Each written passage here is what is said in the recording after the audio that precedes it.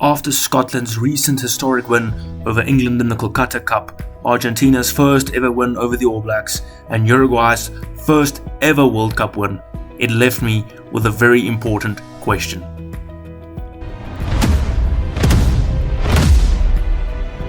So I spent a lot of hours at the research desk, pulling all the stats from multiple games. In honest truth, I pulled the stats of about 110 games, including 67 test matches, 14 Champions Cup playoff games, 7 Super Rugby playoff games, and 22 Domestic League playoff games out of 11 different test nations, excluding the Fiji versus Uruguay World Cup game. So, what are the biggest upsets since 2015, and how did they happen? First, you've got the Miracle at Brighton game at the 2015 World Cup, where Japan beat the Springboks. Just a year later, South Africa would suffer their first ever defeat to Italy in a 2018 encounter in Italy. The Springboks would, however, bounce back with an upset of their own, beating the All Blacks away from home for the first time in 9 years with only 25% possession. The historic Fiji-Uruguay game that shocked the rugby world in 2019 follows, with the All Blacks suffering their first ever loss to Los Pumas a year after finishing third in the Rugby World Cup. And then finally, we've got the Scots beating England at Twickenham for the first time in 38 years. So what do the stats say? What are the common denominators in these games? Out of 18 statistical categories, only 4 truly stood out, with carries made being the first one, the winning team carrying less, but having more or very close to the same amount of running meters than their opposition. You've got tackles made with the winning team tackling more but also missing more tackles per game, and then kicks made, the winning team kicking more than their opposition, but more than likely having more attacking kicks as well. Then finally, you've got turnovers conceded, with the winning team often conceding less turnovers than their opponent. So, the graph that you're about to see paints a very, very clear picture on how winning teams operate, and how they play their games, and how their game plans are structured. But that is only considering the upsets.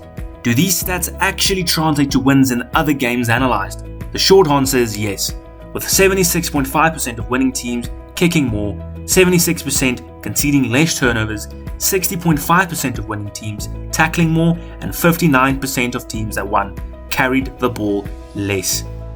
Rather unsurprisingly, if you can combine the two most favourable categories, you can boost your win percentage to over 80%. But as all of us know, stats really count for nothing.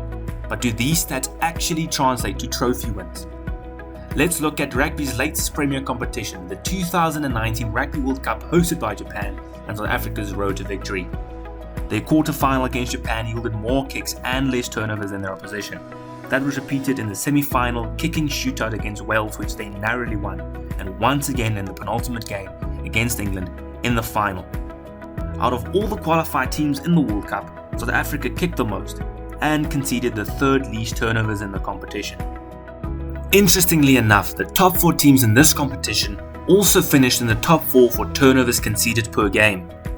The biggest stage aside, does the trend continue in the Six Nations? The short answer once again is yes. In the 2020 edition, England kicked the most and conceded the fewest amount of turnovers. They kicked more and conceded less turnovers in all 4 of their wins. And funnily enough, they lost to France, they were outkicked and conceded more turnovers as well. So, Wales is the most recent champions, winning in 2021. Let's take a look at the stats. The champions once again had a good kicking and turnover stat and nearly had a perfect scorecard when looking at the games individually, being outkicked by Ireland. Let's take a look at the domestic scene. Can you win by kicking more and conceding less turnovers in club competitions? Exeter's well-deserved triumph in 2020 showed that yes, you can. They produced a nearly perfect scorecard looking at the games individually, only being outkicked by Racing in the final, but still coming out on top. Saracens' 2019 championship win puts an exclamation mark behind that yes, producing an almost identical scorecard to that of Exeter. But why are these teams so successful? First, we need to look at rugby's most important currency, tries, and their origin. Based off of the French Top 14 League in 2019, the most tries come from lineouts and turnovers, with turnovers including quick tap penalties and kicks. We also need to look at the amount of phases it normally takes for a team to actually score a try. Here we see that most tries come between 1 and 4 phases, with the percentage of tries scored within those phases totaling 68%. But before we continue, look at the two following clips and take careful note of where the try originated and the state of the defense. More often than not, the defense will be disjointed after conceding a turnover, leading to more space for the attack. It is here where decision making plays a massive role. Is it better to kick the ball downfield and chase, or keep the ball in hand and attack the space?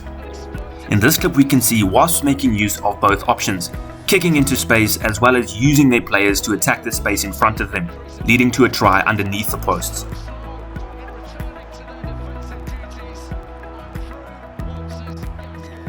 In the next clip we see Clermont pouncing on a turnover straight off the kickoff.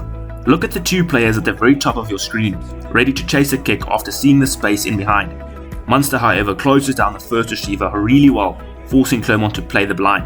But once again the defence is disjointed, and after a bit of individual brilliance, the try is finally scored.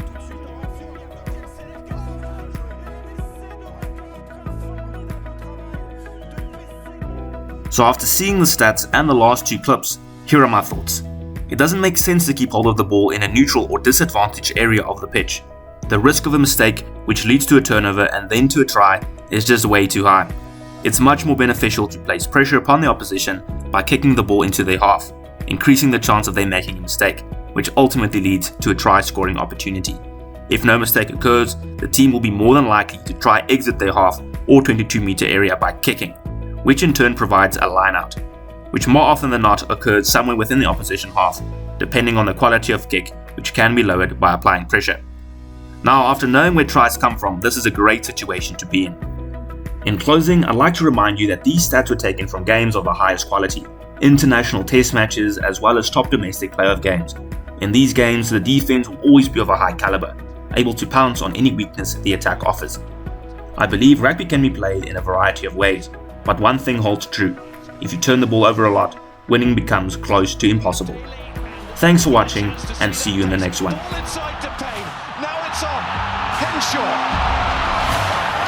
Quick ball here and they are screaming for it. Stander on this side, Lawes goes the wrong way, the men are waiting. Along from Bigger and Henderson to Knoll. Stander still waiting, but Jack Knoll is cutting back inside. And now the Lions are expanding their game.